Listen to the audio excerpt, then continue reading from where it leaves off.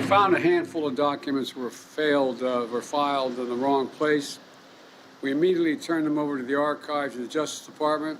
We're fully cooperating and looking forward to getting this resolved quickly. I think you're going to find there's nothing there. I have no regrets. I'm following what the lawyers have told me they want me to do. It's exactly what we're doing. There's no there. Allison, look who's standing right behind him there. Interesting. Possible challenger in the primary. Gavin Newsom, governor of California. Kind of an interesting handshake there. This is going to be fascinating. For more on what we just saw, let's welcome in best-selling author and political analyst Mark Halperin and former deputy press secretary at the White House, Newsmax contributor Hogan Gidley. Good morning. It is great to have you both on this Friday morning. Hogan, to you first. NBC News yesterday says Biden will not announce his re-election plans until after the State of the Union speech, which, by the way, is February 7th, right around the corner. Advisors to the president say the documents probe will not influence a final decision expected to be announced as early as next month. Do you think this document scandal impacts his final decision to run in any way? I don't think it impacts his decision to run. I think it impacts his ability to win. Look, I think Joe Biden has failed systematically on just about every issue he's faced. You talked about in the open there with Kamala Harris at the southern border, saying, of course, that this is a major focus of the White House.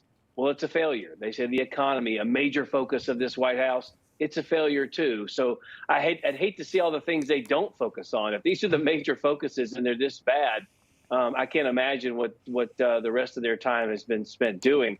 Of course, running down the right and trying to characterize everyone who disagrees with their policy prescriptions as some type of lunatic. But the fact of the matter is Joe Biden has a lot of serious problems heading into a potential reelection bid. I think his health is going to be an issue there. I think his longevity and, of course, his popularity, which is very low, historically so, for someone who wants to run for reelection. So there are a whole host of problems facing Joe Biden's potential reelection run. I don't think the documents necessarily would prevent an announcement. I do think it would prevent a victory. Hogan, can I just add quickly, you make great points, although about his approval rating, 36% according to Quinnipiac yesterday. Joe Biden is the only president I've ever seen who has actually been successful without any coattails. Didn't impact him or Democrats at all during the midterms. If anything, Joe Biden having such bad approval ratings helped Democrats, especially in Senate races and congressional races, across the country. It didn't make any difference. What's going to make it different in 2024? Yeah, I wouldn't say it didn't make any difference. Look, Republicans gained seats in the election previous to this past one, and of course this one as well. We took back the House. There are a whole host of things that impact elections, as Mark can attest to, from candidates, from messaging, from the issues at the moment, of course, from media coverage, et cetera, et cetera. Look, I think that as you begin to focus on Joe Biden himself, instead of trying to tether candidates one off to him, you focus on Joe Biden and his record and what he's done to the American people, to the American families, to crime skyrocketing in this country, to open borders. I think that's really going to be significant. It's going to be easy for us to message against Joe Biden. Now, it depends on who we nominate. That obviously matters as well. But focusing on Joe Biden is not a good look to the Democrats. They know that. That's why they ran him from a basement the first time. That's why he didn't go campaign for a lot of these candidates in the midterm. And I think you're going to see a duplicate of that should he decide to run again. Hide him as much as they can. That's going to be the strategy. Yeah, and don't answer questions. He finally addressed the document situation yesterday. But Mark, a few months ago, you said Democrats want Joe Biden. They want to see a Biden and Trump run again. Do they still want him after all of this, do you think?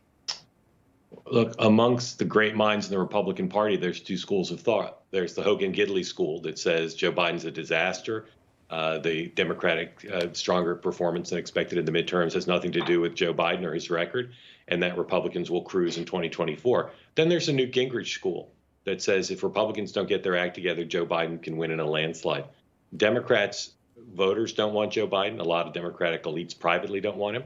But every indication is he intends to run again.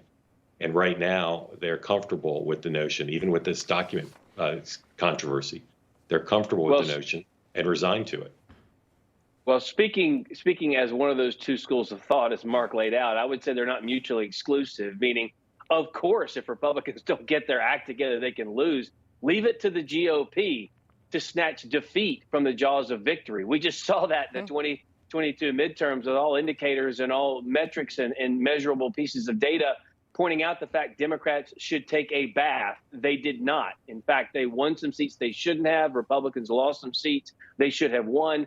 So I would argue that, yeah, Joe Biden is definitely beatable, but so many factors have to be played out and considered when you look at a potential presidential run, not the least of which would be the issues that are focused on by the American people, the candidates that they put forward, and also the blocking and tackling in these elections. That wasn't done at the local level in a lot of these congressional races. They got a hat tip from Donald Trump. They became the nominee and then didn't do any of the work. You have to actually understand how the electorate moves, how they react to things, and get them motivated to go out there and vote. So I would argue Mark's right, but those two things aren't incongruous. In fact, they're quite in sync. And I talked to Newt Gingrich about this before. The fact is, we've got to have the right candidates. We've got to have the right tactics. We've got to have the right strategy. Those things have to come together to win a presidential election. And of course, Republicans can blow it. They've blown it in the past, and chances are they can blow it in the future. Hopefully they won't, though, in 2024. Okay. Politico. Gidley and Gingrich, the two great minds of the party. The two best friends right here on Friday morning. I love it. Mark, Politico had an interesting article yesterday. And I think you're going to see more and more of this as we kind of ebb toward the caucuses and debates over the summer. The codependency of Biden and Trump, the classified documents saga, underscores how much they need each other in a 2024 rematch. My question to you is, how much does America want to see another Trump-Biden rematch in 2 years? As much as they want to see Hogan Gidley and Mark Halperin guest host this program, which is to say not at all. The polls are quite clear. Democrats don't want Biden to run in large numbers. Republicans don't want Trump to run in large numbers. But paradoxically, I think, as that column by Rich Lowry suggested, they're the clear front runners to me for their party's nomination. All this talk about Ron DeSantis, Nikki Haley, et cetera. Donald Trump, to me, by every measure I understand, is the clear front runner, and so is Joe Biden. And that's going to leave, if that's the matchup, tens of millions of Americans very unhappy if those are their only choices. Mark, on Tuesday you said, well, it looks like some of the other networks, I've been sampling between hits here on Newsmax with you guys, it looks like the other networks have moved on from the Biden document story. I noticed that Morning Joe was leading with the Alec Baldwin story this morning. They talked about that on Fox and Friends as well. We talked about it. That's a big story. Do you still think this is the biggest story in America right now? The document story? The Biden classified documents. The biggest story in America is the NFL playoffs. Mark, come on. Are they talking about that over? No, it's not. It's the Biden document. Here's how I judge the biggest story in America. I go by my favorite diner in Green Bay, and I see what they're talking about. Ooh, if they're talking about the NFL playoffs, look, the biggest what is the Hogan? Final thought, about 15 seconds. When I was in local news, as I recall, I think only 4% of the population actually cares about sports. So while I understand that's something that gets a lot of coverage this time of year, I still don't think a majority of the American people care too much about the NFL playoffs. Were you in although weather? Myself and Mark do care greatly about the NFL playoffs. 4% care about sports. That was the metric. Back news. Before YouTube, Mark, when I was popping around local news, it was about 4% of the people cared about it. All right. That's when you pull the wires. Yeah, I got to pull the wires here. We'll pick this back up top of the hour. Good start, good stuff. Good to see you on Friday. Hogan, like the blazer, peak lapels, looking sharp. Thank you. Hey guys, it's Rob Carson. Your retirement funds are being threatened with even more losses from record inflation, recession, and skyrocketing interest rates. Fortunately, the highly trained specialists at American Hartford Gold can show you how to protect your savings and retirement accounts by diversifying your portfolio with physical gold and silver. If you call them right now as a special offer, they will give you a free gold coin on your first qualifying order, so don't wait. Call 866-935-4309. That's 866-935-4309, or text Newsmax to 65532. That's Newsmax to 65532.